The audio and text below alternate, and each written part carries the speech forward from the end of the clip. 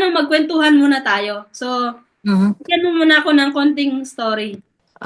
Before tayo mag-proceed sa main topic natin is konting backstory lang natin. May mga kwento kasi tayong bilang OFW marami tayong mga pinagdaanan. Before naman kasi akong pumunta dito sa Paris, I came from Taiwan.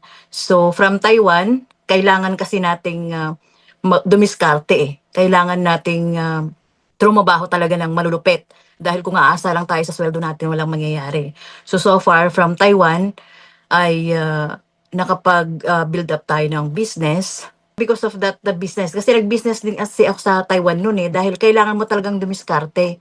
So, dahil dun sa business na ginawa ko sa Taiwan, nakapag-build tayo ng business sa Pinas. But then, dahil sobrang lungkot ko nga at ayoko na magtrabaho sa Taiwan noon dahil medyo nasusuffocate na ako. Sobrang uwi. Gusto ko nang umuwi, Ah, ay hindi pa pwede eh. Para bang merong pumipigil dahil sabi nga ng family ko nung tinanong ko sila is parang may konting something na bakit parang hindi sila hindi ba hindi naman sa hindi happy hindi ko pa kundi deserve. parang Parang parang hindi may ko oh, parang may parang hindi ko deserve umuwi. oo, diyan ka Parang lang. parang may konting kirot na hindi sila makasagot na, "Puwede na ba akong umuwi?" Yung gano'n. So, tapos hindi ka sasagutin ng kaagad. Pero may mga reason kasi tayo, eh. May mga reason sila na bakit or baka hindi lang din nakasagot, masyado sa lang akong sensitive. Okey. So, parang napaisip ako, sobrang lungkot ko na parang alam mo naman ang OFW sobrang sensitive.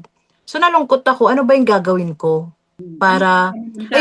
ayoko na mag-stay ng Taiwan.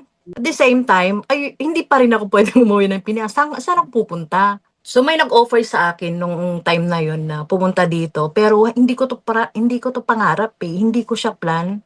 Kasi Oh, iba yung plano ko dun sa nangyari ah. sa buhay ko. Oo. So, yun.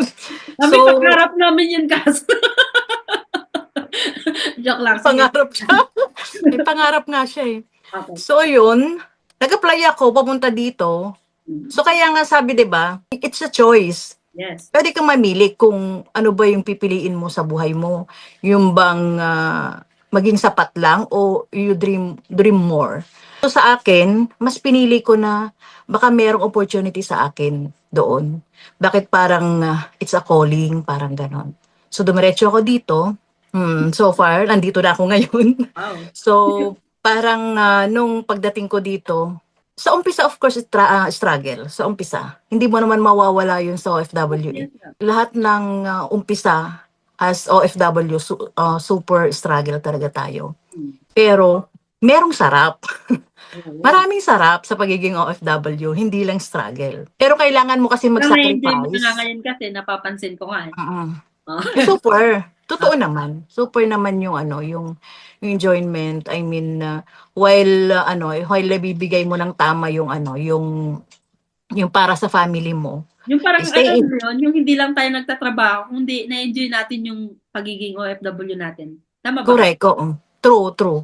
Kasi nakakapag-travel ka, eh. Alam mo yun, puwede kang mag-travel sa ibang bansa. But then kung gusto mong mag-travel sa ibang bansa like, Switzerland, Italy, Spain, is you can go. Yung parang yung day off mo ng Saturday, Sunday puwede kang mag-travel, eh. Kasi Oo. ang lalapit lang nila. So, yun yung mga benefits natin na nagtitiis, nagtitiyaga. Nakita ko yung opportunities pa na puwedeng maging tayo. Aside from, of course, we are sabihin na nating hindi naman natin obligasyon na maging breadwinner. It's our choice. Choice natin na breadwinner, eh. Choice natin na bigyan sila ng kabuhayan or anything.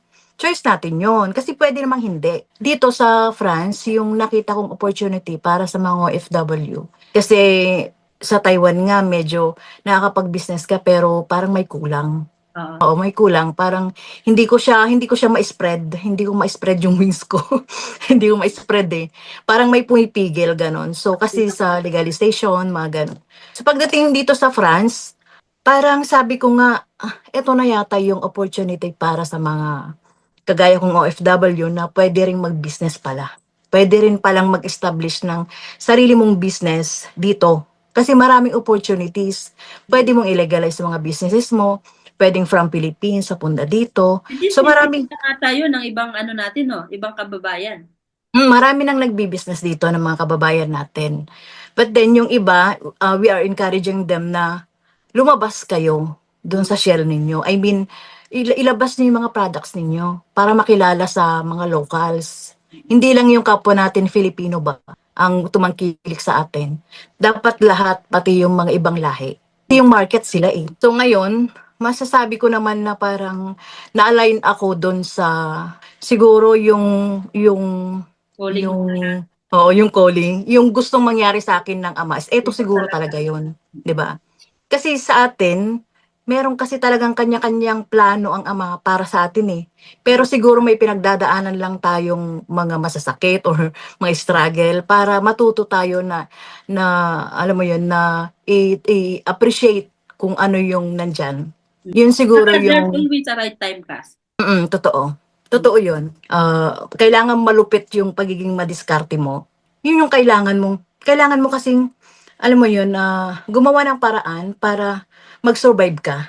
Hindi lang po puwede na sapat. Eh, kung meron namang opportunity na, puwede kang mag-part-time para Yes. madagdagan ng konti o kaya puwede ka namang, gumawa ng something para pagkakitaan mo. Yun yung mga diskarte na puwedeng gawin nating mga OFW. Of course, sa family natin, it's not enough kung yun lang ibibigay natin. Paano tayo? Walang matitira sa atin kung ibibigay natin sa kanila lahat, 'di ba?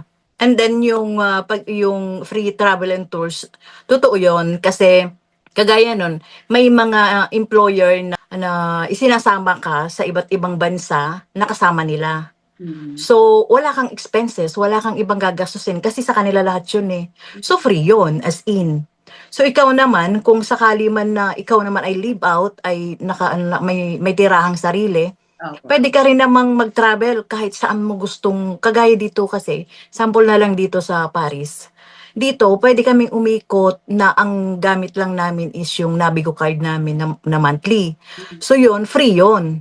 So kung gusto Oh, mo, magbaon ka na ng tubig tsaka sandwich oo. mo, pwede mo nang pasyalan yung Oo, buong Paris na abutan niya.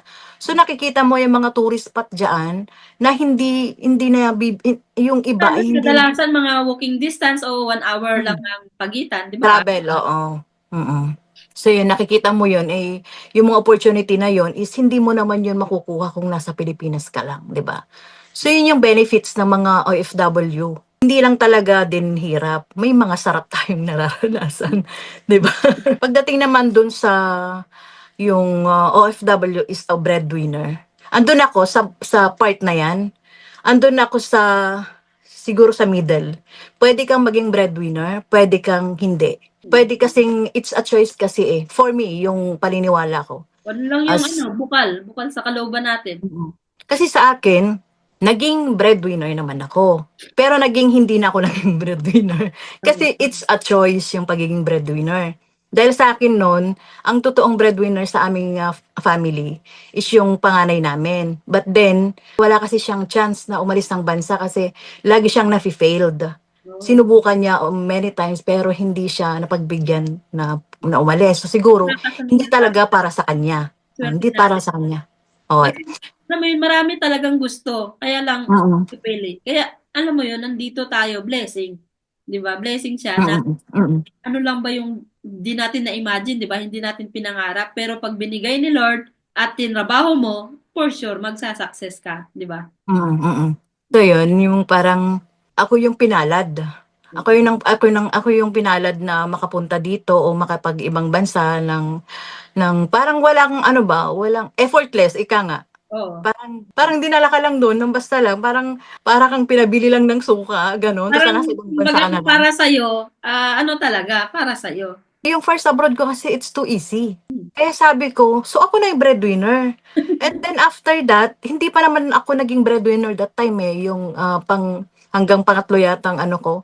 So yung pang fourth, kasi biglang bumagsak yung ano namin. So, mas pinili ko na siya na maging breadwinner. So sabi ko nga, yung breadwinner, hindi siya talaga na obligasyon. Nakikita mo kasi sila na kailangan nila ng support. Of course, sino tayo para maging matigas, 'di ba? Kaya nating Support them. pero tama Oo. lang, 'di ba? Hindi naman Mm, talaga obligado ka na kasi parang makaka-stress pag tinabi obligasyon mo 'to, ganyan, 'di ba? Tama? Mm. Kasi kapag pag inisip mo na obligasyon mo yun, madi-drain ka. Opo. Kasi ibibigay mo lahat. Kasi parang sabi nga dun sa na, ang damot mo. Kasi bigay ka ng bigay sa kanila. Mm. Madamot pa ba ako nun? Bigay nga ako ng Parang bigay. baliktad yun, 'Di ba? Pero kasi, kaya ka nagbibigay sa kanila, you gain. You Oo. gain the happiness, 'di ba? Sa kanila, natuturuan mo sila maging tamad. Oo. 'Di ba? Sila, hindi na sila, umaasa sila ng ganyan na lang, hindi sila natututo sa buhay. Pero ikaw, kakabigay mo sa kanila, giging masaya ka. So, ikaw talaga yung may ganansya.